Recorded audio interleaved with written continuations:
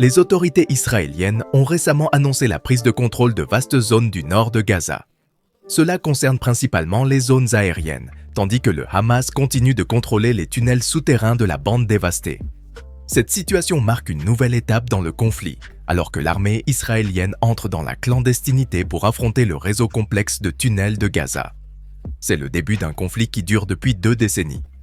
Les tunnels, agrandis et transformés en un labyrinthe complexe par les militants du Hamas, ont conduit Israël à se préparer en profondeur à ce type de confrontation. Des unités spécialisées ont été créées et de nouvelles armes développées afin de combattre efficacement dans cet environnement difficile. Un officier israélien chargé de diriger les opérations dans les tunnels du Nord a expliqué qu'il fallait améliorer les outils tels que des robots équipés de caméras pour cartographier les tunnels, ainsi que des camions avec des liquides explosifs pompés à travers des tuyaux, afin d'assurer un avantage stratégique. En bref, Israël a adapté ses tactiques et introduit des technologies avancées pour relever le défi posé par les tunnels souterrains, marquant ainsi une nouvelle phase dans un conflit qui dure depuis une longue période. Chaque jour, Israël obtient de nouvelles informations du réseau, découvre de nouveaux tunnels et interroge les combattants tout en rassemblant les pièces qui permettront à son armée de mieux comprendre la ville souterraine. Grâce à ces recherches, Israël a identifié au moins 500 puits. Après ces opérations de reconnaissance, Israël pénétra dans les tunnels avec une opération minutieuse.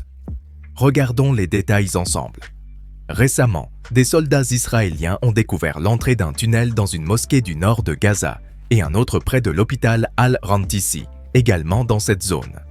Ils ont utilisé un robot pour trouver une porte anti-souffle au fond d'un puits de 20 mètres. Récemment, Israël a publié des images de l'ouverture d'un tunnel depuis le complexe hospitalier Al-Shifa à Gaza. Cela a généré une pression internationale sur l'armée israélienne pour qu'elle justifie sa décision de le bloquer. Du Viet Cong au Vietnam aux talibans en Afghanistan, les groupes insurgés utilisent depuis longtemps des réseaux de tunnels pour affronter des ennemis mieux armés. Cependant, le labyrinthe complexe de tunnels construit par le Hamas est considéré comme unique selon les experts qui l'ont analysé. Selon les autorités de sécurité israéliennes, les habitants de Gaza et les Israéliens, ce système s'étendrait peut-être sur des centaines de kilomètres sous Gaza. Le Hamas a utilisé ces tunnels pour faire passer clandestinement des fournitures en provenance d'Égypte et mener des attaques transfrontalières contre Israël. Le réseau comprend des tunnels étroits dans lesquels une personne peut à peine passer, ainsi que des sections plus grandes contenant des pièces, des bureaux et des centres médicaux conçus pour se cacher pendant un siège. Certains tunnels sont ventilés et renforcés par des murs en béton. Ils utilisent des sources d'énergie telles que l'énergie solaire, l'électricité et d'autres combustibles, en plus de disposer de systèmes de télécommunication de base. Israël a accusé le Hamas d'utiliser les ressources limitées en carburant de Gaza pour maintenir le système de ventilation des tunnels en marche. Daphne Richmond Barak, professeur à l'université Reichman d'Israël et auteur d'un livre sur la guerre secrète, a commenté « Il s'agit du système de tunnels le plus complexe jamais vu en temps de guerre. Le Hamas est soupçonné d'avoir utilisé les tunnels pour héberger certains des plus de 200 otages pris le 7 octobre. La fille de l'une des personnes libérées le mois dernier, après médiation entre l'Égypte et le Qatar, a mentionné que sa mère avait été transférée en Israël. Yocheved Lifshitz, 25 ans, a déclaré qu'elle et d'autres otages avaient parcouru des kilomètres à travers des tunnels étroits avant d'atteindre une grande pièce carrelée. Sa fille, Sharon Lifshitz, a ajouté qu'une fois sur place, un combattant les a accueillis dans le sous-sol de Gaza. Lifshitz et plusieurs autres otages ont été emmenés dans une pièce plus petite dotée de toilettes. Ils ont pu entendre des explosions depuis la surface le 23 octobre lorsqu'ils ont été sortis des tunnels avant d'être relâchés. Après avoir marché longtemps, ils montèrent une série d'escaliers et de marches. Les passages souterrains n'ont jamais été utilisés pour tendre une embuscade aux soldats israéliens à Gaza, en utilisant des fusils, des grenades et des missiles anti-chars. 4 soldats ont perdu la vie la semaine dernière dans un tunnel rempli de pièges alors qu'ils rentraient sous terre. Malgré les premières tentatives d'Israël de détruire ces tunnels par des frappes aériennes, il a été révélé que des centaines d'autres restaient cachés à Gaza, constituant une menace pour les troupes. Si la destruction des passages pourrait éviter des embuscades, elle risque également de mettre en danger la vie d'otages potentiels. Les tunnels représentent un problème militaire prioritaire pour Israël, à tel point que le pays a créé une unité spéciale dans son armée, appelée Yahalom ou Diamant en hébreu, qui dispose d'armes et d'explosifs conçus spécifiquement à cet effet. Selon Amira Bibi, ancienne commandante adjointe à Gaza, cette unité est désormais composée d'infanterie et de forces blindées à Gaza et dispose de son propre groupement tactique formé aux tactiques de guerre clandestines. Bibi a également mentionné que ces dernières années, l'armée israélienne a veillé à ce que les unités de combat s'entraînent régulièrement à des exercices de guerre souterrains dans des centres de formation en Israël. L'officier militaire israélien chargé des opérations dans les tunnels a noté que les caméras embarquées sur des robots fournissaient au moins une vue partielle de qui se trouvait à l'intérieur des tunnels et de leur emplacement.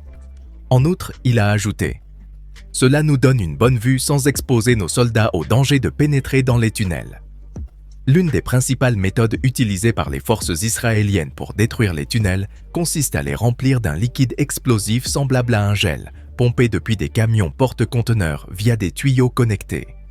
Cependant, cette technique nécessite une grande quantité de liquide pour retirer plusieurs centaines de mètres de tunnels. L'armée a donc mis au point d'autres méthodes pour mener à bien cette tâche. Le ministre israélien de la Défense, Yoav Gallant, a suggéré que l'armée dispose de nouvelles technologies pour détruire ce réseau de tunnels. Gallant a déclaré que l'objectif d'Israël est d'identifier, de détruire et de bloquer suffisamment de tunnels pour forcer le Hamas à se rendre ou à engager le combat. Les experts militaires estiment que pour éliminer complètement ce réseau de tunnels, Israël devrait probablement utiliser des munitions détruisant des bunkers ou des armes thermobariques. Ces armes contiennent un mélange qui se disperse et s'enflamme, générant une explosion conçue pour contourner les obstacles et pénétrer dans les structures. Les organisations humanitaires ont mis en garde contre les risques liés à l'utilisation d'armes thermobariques dans des zones densément peuplées comme Gaza. Israël a une histoire longue et complexe en matière de tunnels à Gaza. Selon Bibi, qui a débuté comme sous-officier à Gaza et a découvert une trentaine de tunnels en l'espace de 2 ans environ, les habitants de Gaza ont commencé à creuser des tunnels à la fin des années 1990 pour mener à bien la contrebande depuis l'Égypte. Finalement, le Hamas a commencé à utiliser ces tunnels pour des opérations offensives en 2004. Il y a eu l'explosion d'une bombe déclenchée par des Palestiniens dans un passage creusé sous une base militaire à la limite d'un groupe de colonies juives. Israël s'est retiré de Gaza l'année suivante, en 2006. Il n'a jamais utilisé l'un de ces tunnels pour capturer le soldat israélien Gilad Shalit, libéré après 5 ans en échange de plus d'1 millier de prisonniers palestiniens et arabes. Selon les Palestiniens familiers avec la pensée du Hamas, le chef militaire du Hamas à Gaza, Mohamed Deif, était l'un des dirigeants du groupe qui a donné la priorité à la construction de tunnels, selon d'anciens responsables israéliens et américains. Les combattants ont utilisé ces tunnels reliant Gaza à la péninsule égyptienne du Sinaï pour transporter de l'argent, des armes et du matériel de fabrication d'armes. L'Égypte a ensuite rejoint Israël dans la lutte contre la contrebande par ces passages souterrains. En résumé, on peut dire que les tunnels jouent un rôle fondamental dans la réalité de Gaza depuis de nombreuses années et que leur démantèlement sera une tâche très difficile. Nous apprécions l'attention accordée.